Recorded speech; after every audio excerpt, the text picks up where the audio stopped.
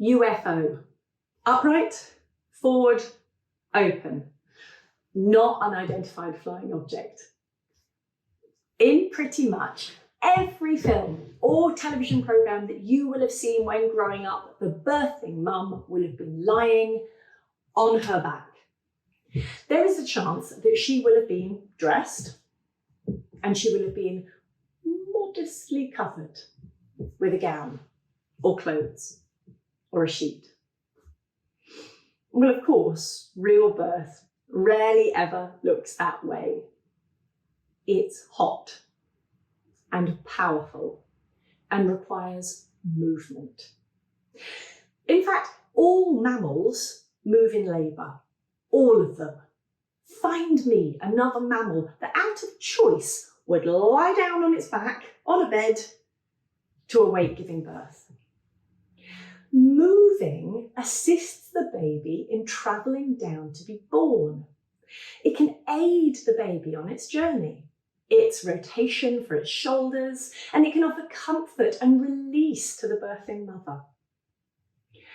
I like to use this acronym when describing great positions to birth in. UFO. Upright, forward, and open.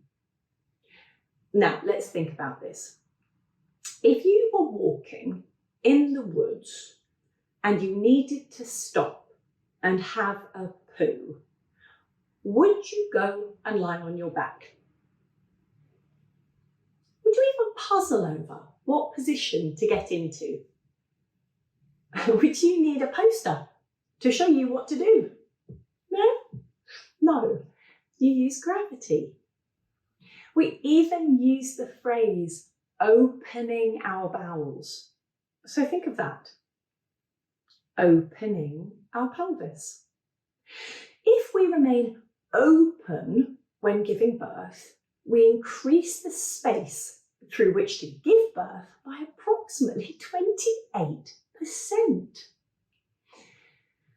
Let me quote the midwife and birth researcher Jean Sutton here, who wrote, "The rhombus of Michaelis is a kite-shaped area that includes the 3 lower lumbar vertebrae, the sacrum, and that long ligament which reaches down from the base of the skull to the sacrum.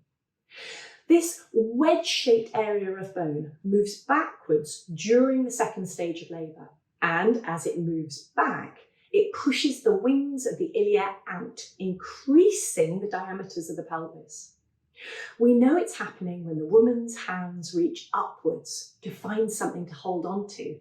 Her head goes back and her back arches. It's what Sheila Kitzinger, 1993, was talking about when she recorded Jamaican midwives saying, "The baby will not be born till the woman opens her back." I'm sure that is what they mean by the opening of the back. The reason that the arms go up is to find something to hold on to, as the pelvis is going to become destabilised. This happens as part of a physiological second stage. It's an integral part of an active normal birth.